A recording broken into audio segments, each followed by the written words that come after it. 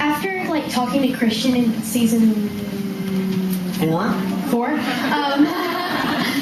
do you find yourself saying fierce in your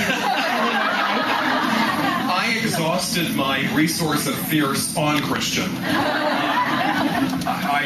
It's not part of my regular vocabulary, but it's certainly part of his, and it was very appropriate. I mean, I will say when I would enter the workroom to check up on the condition of their work, I would go up to Christian and ask, okay, on a scale of 1 to 10, how fierce is it? Because you knew it was going to be fierce. It was a matter of how fierce. So, thank you. Hi.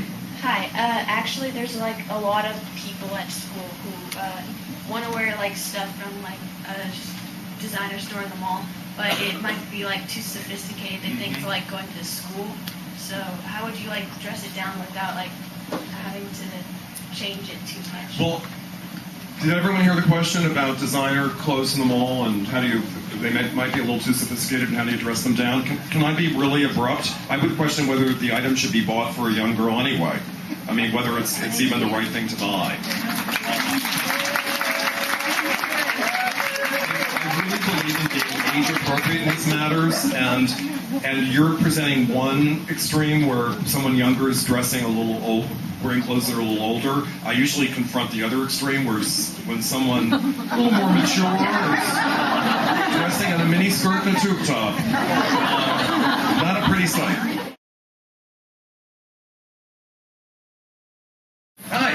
Hi, I'm wondering if you are surprised to find yourself such a celebrity after starting out as a professor.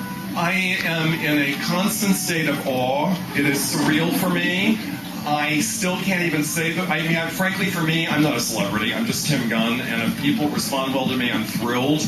And I navigate the world the way I always have. I mean, people ask, has your life really not changed? I think, well, it has a little bit because I'm an email pal with Sarah Jessica Parker. I couldn't say that before. But it's really thrilling. And you know, when this happens to you after you turn 50, you really appreciate it. You realize how completely surreal it is. So I keep saying I'm the luckiest guy in the world, and I am. I really am.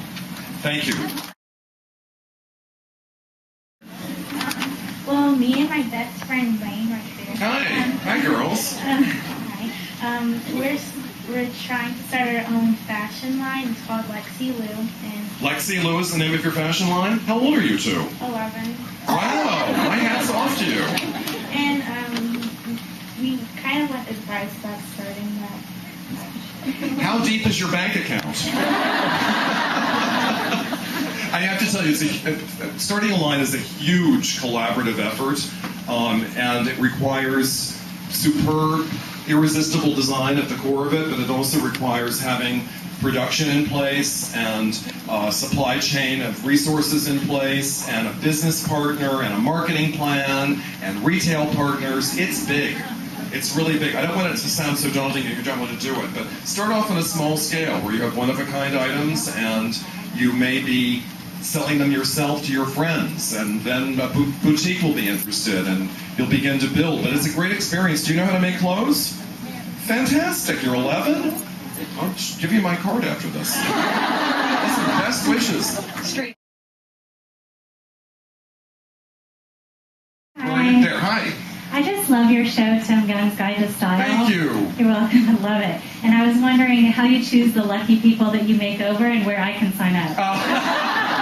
Well, I'll tell you, one budgetary limitation that we have is that the people we choose need to be living within 30 miles of New York, at least at the moment. We have a lot of people who contact us, and we're looking for, among the group we work with or the individuals we work with over the season, diversity of fashion issue, diversity of lifestyle, and diversity of backstory. So we're looking at a lot of different aspects of that. And I'm thrilled that we're doing a season 2. I will tell you, season 2, if any of you saw season 1, there will be no underwear drawer. I am not doing that. There will be an underwear lesson, but we're not humiliating women by going into our underwear drawer. And thank God for Veronica Webb, because I could never have done it. I could just cookies, but we are bringing a lot of new creative thought to it, and I'm very excited about the new season. So thank you. Hi. Hi.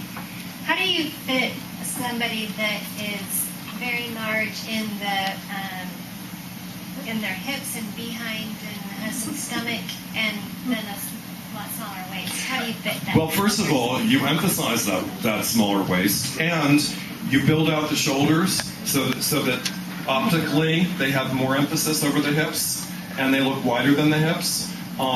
It's all about an optical illusion, but if you put the emphasis on the top to the waist, the rest of it will go away. It's all about accentuating your positive attributes and disguising the other parts. And we all, believe me, we all have them. That's why I'm wearing the suit buttoned up this way. I'm a bowling pin.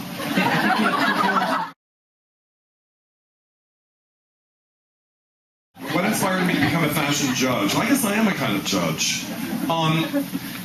I've been involved in design most of my life, and as an educator for 29 years, and I critique students' work. I mean, I help them develop their work, or I don't help them, I do. I mean, I help them achieve what they want to achieve from their work, and accordingly, I need to be very objective about the kind of critical analysis that I bring to what they're doing, because I make the assumption that any designer, but in particular the developing students, only want to achieve the highest level of success. So how do you help them do that?